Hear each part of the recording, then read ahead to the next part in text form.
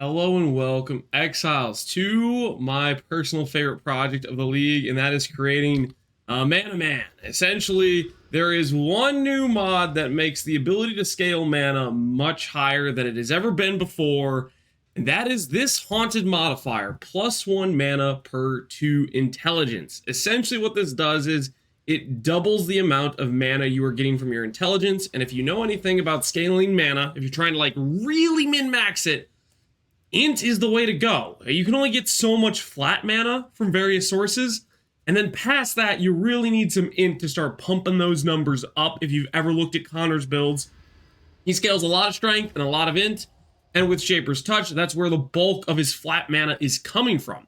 Now, this thing is a little bit more effective than a Shaper's Touch, for example, because Shaper's Touch, one, you have to split between Int and strength stacking. You have to be a little bit kind of hybridized. Number two is the Shaper's Touch mod. It requires you, it only gives you 1 mana per 4 strength. So it's half as efficient. And on top of that, you're splitting up where you're going with your attribute scaling, which means you can't really min-max one stat to the absolute moon. So anyways, the idea is we're going to get a bunch of Int to get a bunch of mana, and then use that Int for various things like getting percent damage through a Simplex Amulet, and getting percent damage through a wand modifier. This can also be a scepter modifier. It might appear a few other places, but 1% spell damage per 16 ends up being a decent amount when you get a decent amount of Int and you start scaling that up. If I succeed in what I'm doing, I'm hopefully going to get above 4,000 intelligence in the late game of this character, which would make this mod well over 200% damage. Anyway, so the idea is we're scaling our Int to the moon, thus scaling our mana, and then we're getting a bunch of percent mana through jewels. Currently Healthy Mind, and then a lot of rare magic jewels like this one with Adorned. Now, this is not a cheap project under any circumstances. I am putting all my currency of everything I've made throughout the league, and I'm investing into this character because, number one, I think it's a pretty fun project to see where it can go. You'll know last league I did a project where I scaled as much life as possible. The league before that, I did a project where I could scale as much ES as possible. And this league, we're seeing how far we can push mana. Now, this mana number, we're up to 27k, I think is a lot lower than we will get to in the high end. Right now, my tree was basically just, I was having fun mapping, so I just started grabbing every like little random small mana node on my tree. Ultimately, though, when we min-max this thing, this tree is going to look a lot more like an Adorned tree, where it's basically just we want to go to as many jewel sockets as possible. It's not like that yet because I was just kind of lazy about making some more jewels, and I made some more jewels just last stream, and so I'm going to redo this tree. But this will give you a good idea of what the character is and what the idea is. So we scale a bunch of mana, that gives us, or scale a bunch of Int, which gives us a lot of mana, and then that Int also gives us percent damage scaling. But it doesn't stop there. The skill I'm using, or chose to use, is Righteous Fire of Arcane Devotion. Now, this skill versus regular Righteous Fire, what's the pros, what's the cons? The pro is you can scale with percent damage increases. So things like low life pain attunement, they apply to this skill. Things like controlled destruction, that also applies to this skill. Things like arcane surge, that also applies to this skill. Arcane surge, more spell damage, applies to this skill. There's a lot more damage multipliers you can get to apply to Righteous Fire of Arcane Devotion versus the regular Righteous Fire. The downside is your damage is based on your mana pool. It gives you 70% damage, 70% base damage of your mana pool, which right now we have 27,000, and you'll see you have 36,000 ES. It's still higher damage than I believe I would have right now if I did a regular Righteous Fire, just due to the fact I have extra multipliers I can get.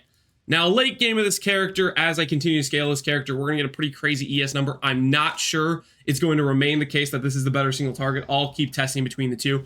But the idea is we're getting a lot of base damage from either our ES pool with regular Righteous Fire or our mana pool with Arcane Devotion. Now, I also want to talk about, specifically, how does this work in terms of Ivory Tower? How are we surviving chaos damage? Currently, I'm using Ivory Tower. Eventually, I'm going to swap to a rare chest with the Chayula mod, the Chaos Can't Bypass while not on the life. I'm probably going to swap to that. But for right now, I'm using Ivory Tower, and this is not the normal way I use Ivory Tower. I'm using Ivory Tower for its actual initial intended purpose, which is chaos damage is taken from mana before life. You'll notice I do not have a Chorus Gain Elixir on this build, and that's because I am letting chaos damage hit my mana pool. I didn't reserve all of my mana. You'll see I have 5k mana left over. That's to defend against chaos damage. And then I also have around 2k-ish, close to it, mana regen once you consider Arcane Surge and stuff. It gets around there. And the idea is, for the most part, that plus a close to chaos res cap should be enough to make chaos damage not too dangerous to us. Now, ultimately, we are obviously a lot weaker to chaos damage compared to our 36k ES versus Fizz and the elemental damage types, but still, it should give us most of what we need. Eventually, I'm going to be swapping to a rare chest, so it'll even that playing field out to get really, really tanky. But for right now, I'm just using Ivory Tower as a starter piece.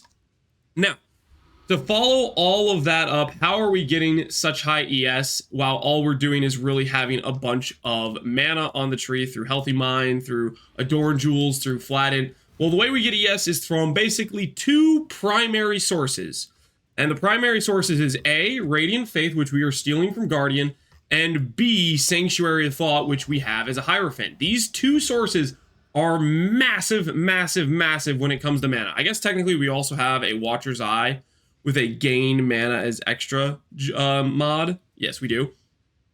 So there's that source as well. But essentially it's coming from those three sources. So for example, the way this works is Radiant Faith is essentially kind of like Ivory Towers mod, but for mana. It depends on how much you reserve. It'll give you flat mana, which is then scaled by % ES increases. This is probably the bulk of our current ES, I think. Even though we're only reserving 20,000 of our mana, we could reserve a little bit more. This is giving us 2,200 flat ES. So if I take this out, just for context, we go from 36k ES to 22. So this is roughly accounting for about 14,000 of our total ES pool. Almost half of our ES is coming from here, and that's with not reserving 5k mana. Later on in the character, if I swap out the chest piece for a rare, I might reserve more mana and get more ES. I am still thinking about that, whether or not I'm going to do it. I haven't decided yet.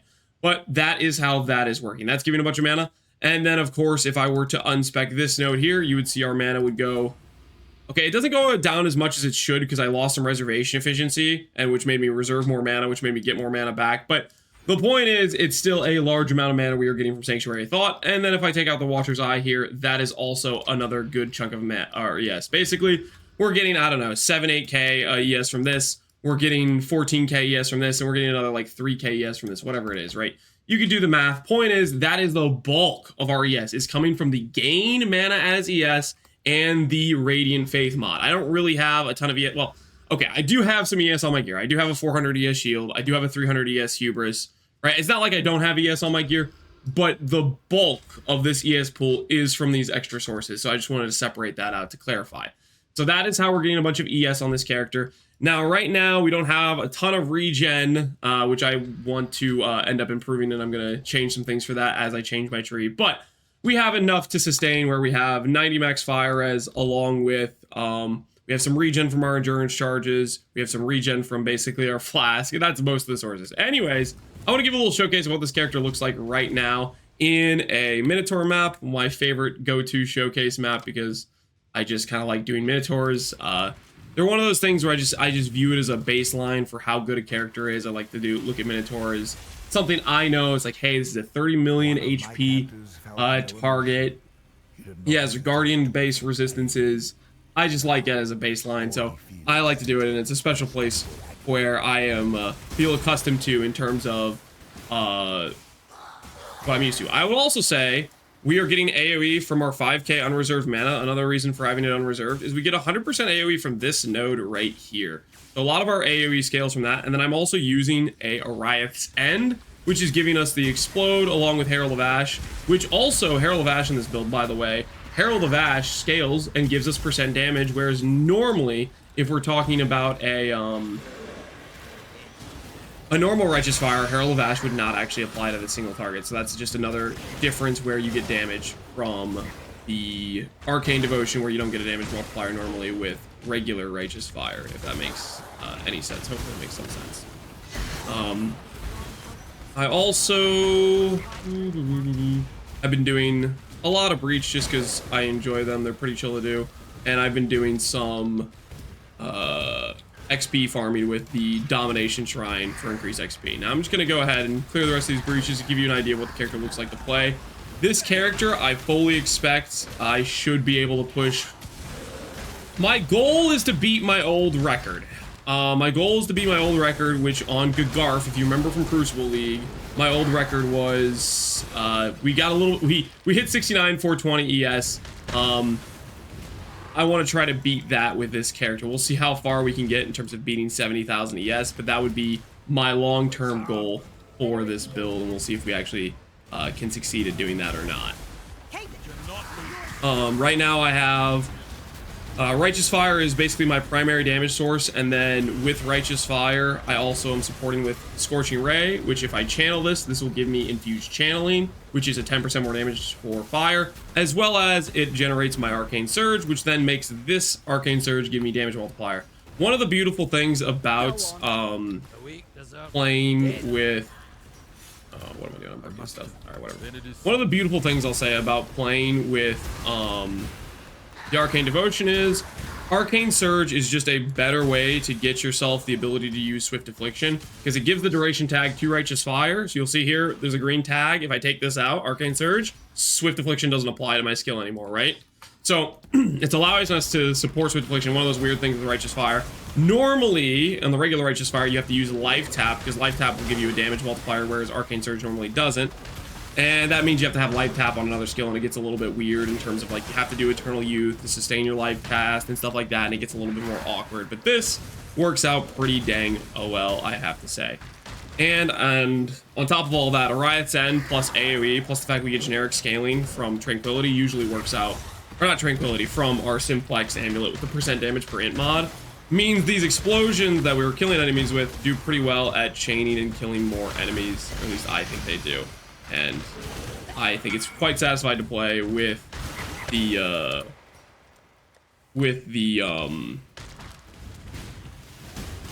Riot's End. Let's see if we can kill Minotaur before this guy gets to our party. He's here, we'll just kill Minotaur real fast. I kind of need that sail. And this is what it looks like currently with doing a Minotaur in terms of single target. Our single target, I think, is roughly in the range of like 5 to 10 million, depending on exposure, infusion, and stuff like that. What buffs we have up. I'm pretty sure late game of this build, I will be able to hit dot cap, but we will see. There's a lot of min-maxing I need to do that I haven't done yet. What tab was this even in? Etc. I wanted to do 12 div. Sure, we can do 12 div. Tell me.